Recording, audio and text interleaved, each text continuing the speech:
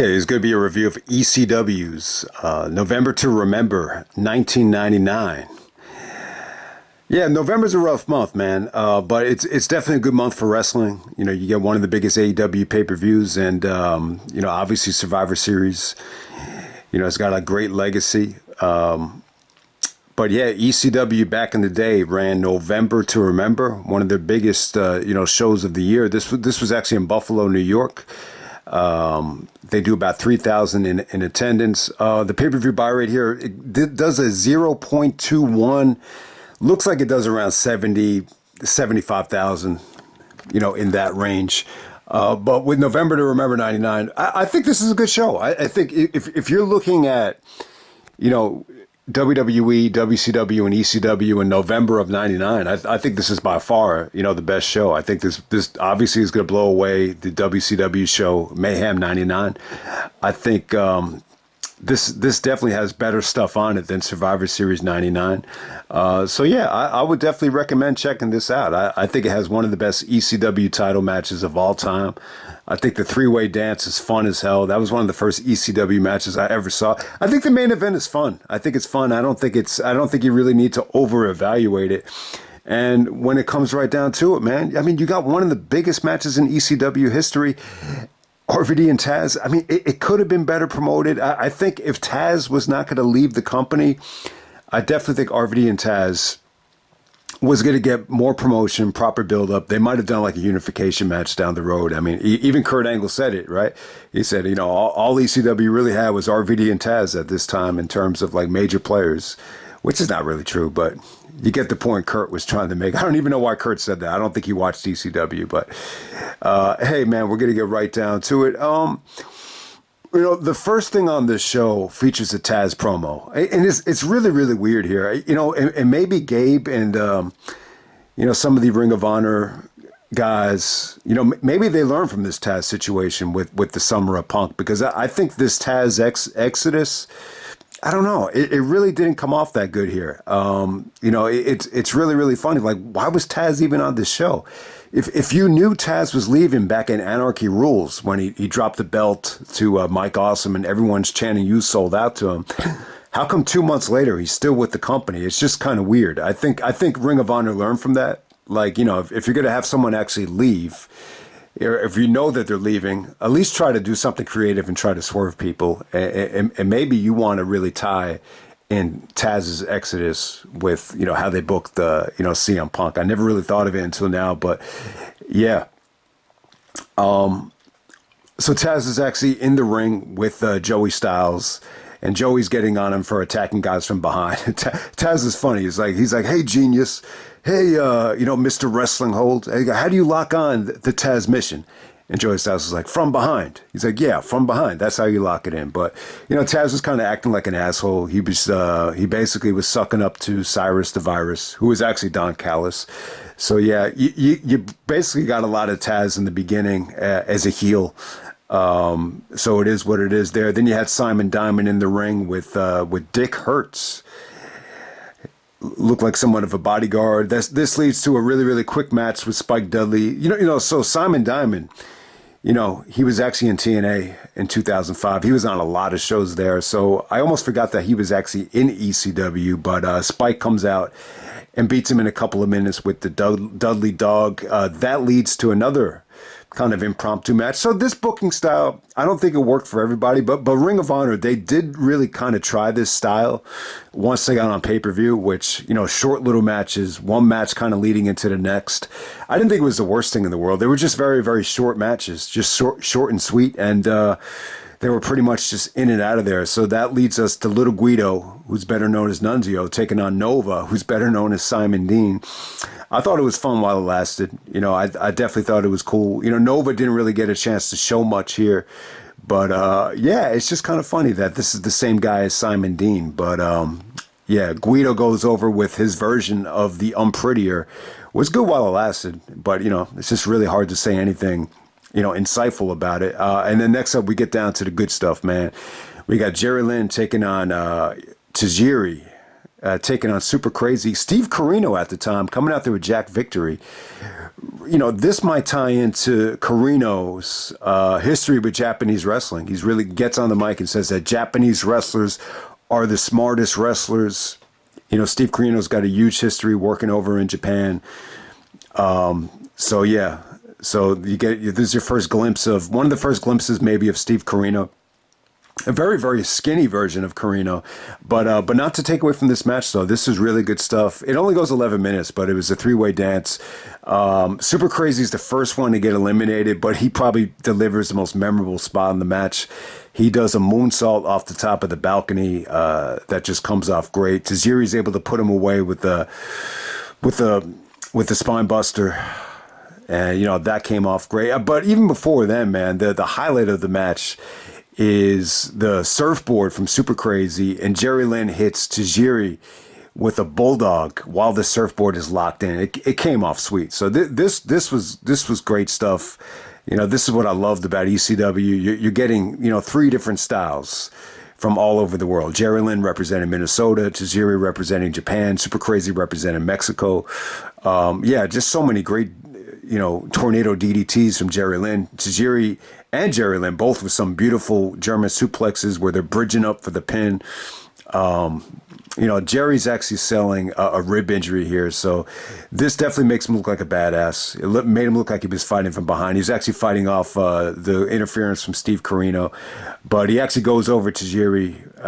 The ending is sick, too. He actually kind of hulks up and has a really, really good comeback, really, really intense, and puts Tajiri away with a series of cradle pile drivers. Came off great. I love this match, man. And man, this is one of the first ECW matches I've ever seen. This was actually on that Path of Destruction compilation. I actually got that as a graduation present. That was like my first ECW DVD. I love that compilation. All right, so next up, we actually got a handicap match here. We have the Baldies.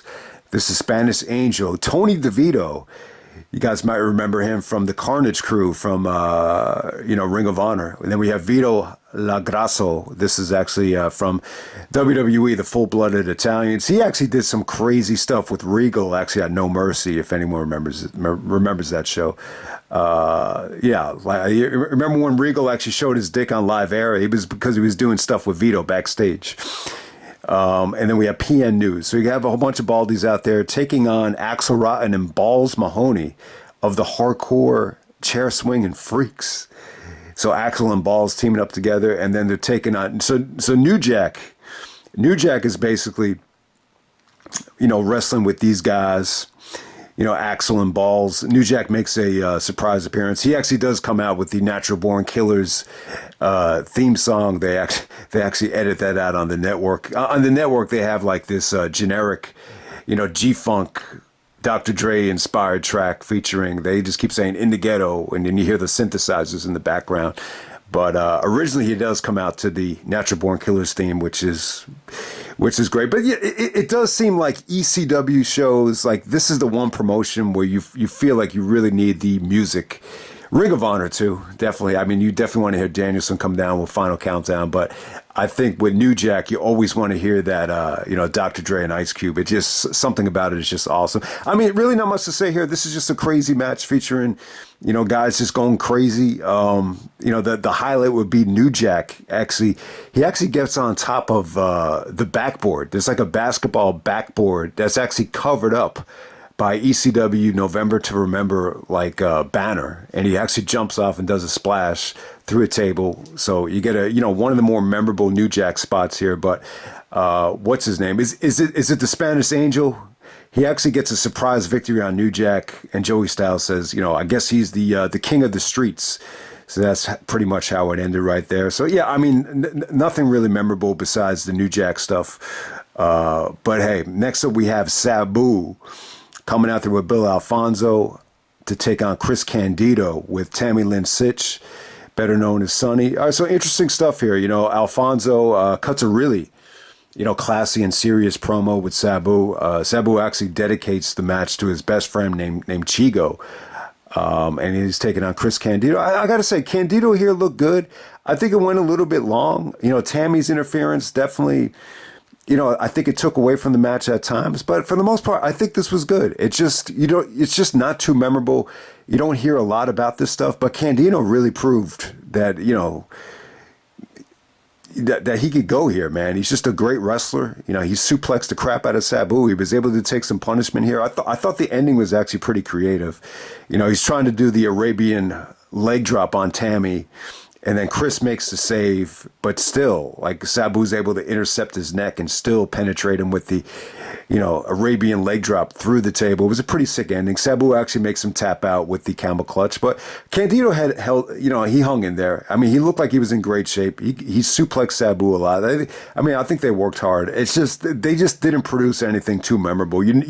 This is like the forgotten match from the show, so it's pretty much all I can say about it. Next up, you have Mike Awesome actually taking on Masato Tanaka. This is for the ECW Heavyweight Championship. So you've seen these two guys wrestle a lot. To me, like, this is their best match by far. Like, if I were to recommend, like, what's their best work together, I think this is better than Heatwave 98. I would even say it's better than the One Night Stand match. I mean, they're all really good, but this is the one that really blew me away. It's just, it's for the ECW title. It's somewhat of a rematch from Anarchy Rules, where, you got Awesome, taking the title from Taz. It just came off great, man. I mean, Awesome is just, for a big man, he's just able to use his body as a weapon. He's able to jump over the top rope, almost like Undertaker, like, really a big man that could jump. He could do a frog splash. I mean, they just did some crazy stuff here. There's some incredible no-selling from Tanaka here. He's basically no-selling German suplexes. He's no-selling unprotected chair shots. These are some of the most vicious unprotected chair shots I've ever seen. I mean, you feel bad watching them, but they're pretty damn cool. I mean, it's incredible, man. And Tanaka's got like scars all over his body too. So, but yeah, I mean, the table spots are just, I mean, for that time, I mean, I think they were awesome. There was a sit-down power bomb through one of the tables outside. You wanted to see Awesome do the power bomb off the top rope through the table.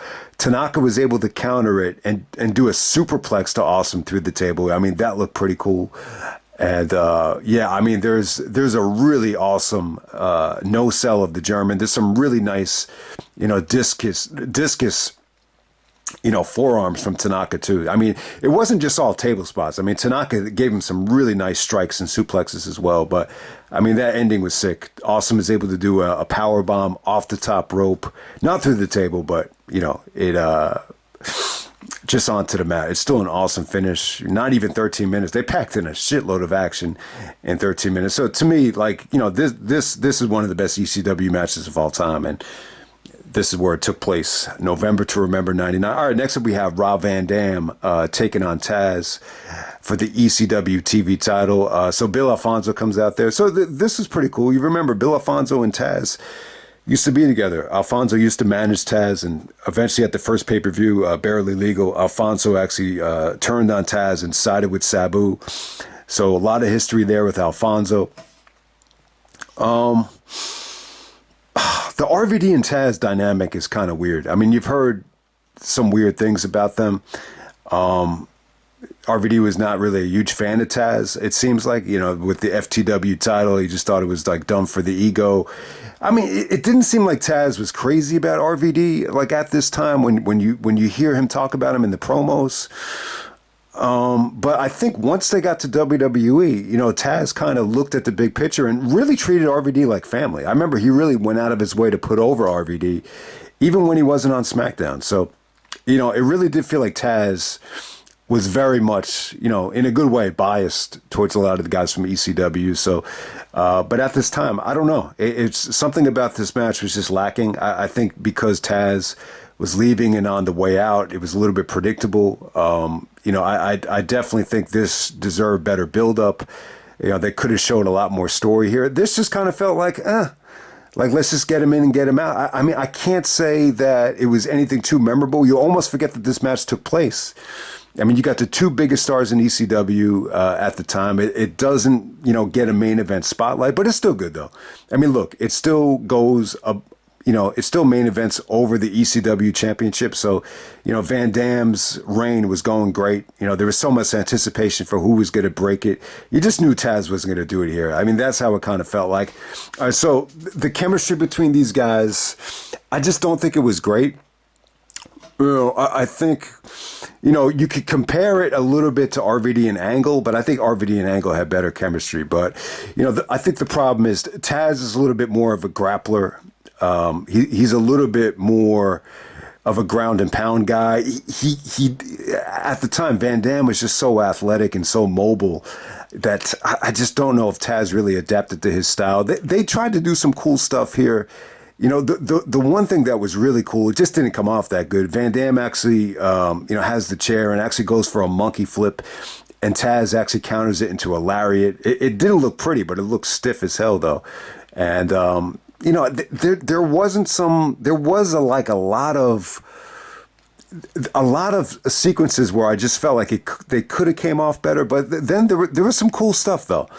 Like Van Dam would do the spinning heel kick. He goes for the Van Daminator. He misses. Taz actually catches his leg, and then he suplexes him through the table. The Tazplex through the table. That came off cool. And there's some really awesome Van Daminators here, where Alfonso gets involved, and Van Dam does the one-legged Van Daminator, and he hits Taz with the chair. So they did some cool stuff. The Taz actually delivers Joey Styles actually called it a Tazplex. Looked like more of a dragon suplex. I mean, there were some pretty cool suplexes from Taz, but in terms of like the sequencing and the chemistry, something just felt a little bit off. And I just think Taz, it's just a different. I just don't think he really mixed with RVD, that well. I think Angle's a little bit more athletic, where he can really keep up with Van Dam in the mobility department a little bit more. But this is still good. I still think it was good. I just don't think it was anything, that people just don't seem to remember this match. It seems a little bit more forgotten when you look at the, the history of Van Dam, title defenses compared to some of the others. And then the main event, we have Rhino and the Impact Players of Just Incredible Lance Storm. Coming out there with Jason Knight and Dawn Marie. And then they're taking on Raven, Tommy Dreamer, and the Sandman, coming out there with Francine. All right, so I actually like this. It didn't go too long. It's not really about the wrestling. You could definitely argue this is more about the entrances and the, the ring music. And, Sandman's entrance lasted like 5 minutes. The entrances and the ring announcing actually was longer than the actual match. I swear to God, it really, really was. But there's a lot to like here. There's some cool stuff. The first thing I'll point out is Raven, Dreamer, and Sandman. They have a ton of history together. Sandman and Dreamer have history. Raven and Dreamer have an incredible history. Raven and Sandman have an incredible history with, the crucifixion of Sandman's son. All that stuff. Where the son becomes the demon seed, almost like an Exorcist storyline there, and Dreamer and the Singapore Cane with Sandman. So there's just a lot of stuff, a lot of history, and ultimately the story is that Raven, just doesn't want to work with these guys at the end of the day, and basically turns on the Sandman for the ending of the match. So there's a lot of great history here. I mean, for the most part, I think Rhino was still young. He's only 24 years old at the time. Credible did his thing. Lance Storm did his thing. This is, this really felt like the Invasion. Everyone here really played a huge role in the Invasion, except for Sandman. I think the Impact Players team was definitely a breath of fresh air. What really stood out for me, obviously, is the women. I mean, the women look great. Dawn Marie and Francine. You know what it is, man? They, I would say this, like, they're really, at the time, when you compare them to, like, Sable in WWF and Tori Wilson in WCW. I mean, yeah, probably not as hot as those girls, but the way they were presented, Heyman, because Heyman has such an eye on the pulse and the culture, he's able to tweak them and just give them more of an edge and more of a, it just feels different. It felt like the alternative for as raunchy as they were getting in the Attitude Era. There was something a little bit more edgy about the way the women looked here. And yeah, I mean, they were basically dressed for the AVN Awards, but it was great though, man. They did the cat fighting. It felt different. It really felt, like the alternative. And, in terms of the action here, there really wasn't much to say about it. I think everybody looked good, especially Lance Storm. Credible gets a nice victory after he takes advantage of Raven. hitting Sandman by accident. Or, ultimately they run it back, and Joey Styles is like, Raven is a turncoat. He couldn't handle it, and so Raven basically turns on Sandman, and the way he acted towards Dreamer as well, like he just wasn't going to trust him. So, but it was cool though. I think this is definitely, like, for that time, it's a huge blockbuster main event. It didn't really deliver, but it was cool though. Like, it looked cool on paper. It was a cool atmosphere. It features like a lot of different returns too. Like Sandman's coming back from WCW. Someone had a sign like about Hack out there, and Raven, tried going to WCW, didn't work. But the good thing is when they come back, it's almost like we could go back and rekindle some history there. So I didn't think the main event was bad, but I can't say that it over delivered, but I still think this is one of the better ECW shows I've seen. I mean, if you didn't think the main event was great, you'll use it against the show. And the beginning of the show, like, there was a lot of stuff that just was kind of just thrown in without a lot of, reasoning as to why it's taking place, like the Spike Dudley match and the Little Guido match. But they didn't really bother me, though. There was really nothing bad on this show. I actually enjoyed everything. And, you got one of the biggest ECW matches on paper in RVD and Taz, but one of the best ECW matches of all time in Mike Awesome and Masato Tanaka. So, and that three-way dance is dope as hell. Even though it didn't, I wish that could have gotten a little bit more time, but that's one of the more famous three-way dances that I think they've ever done. So I really like the show.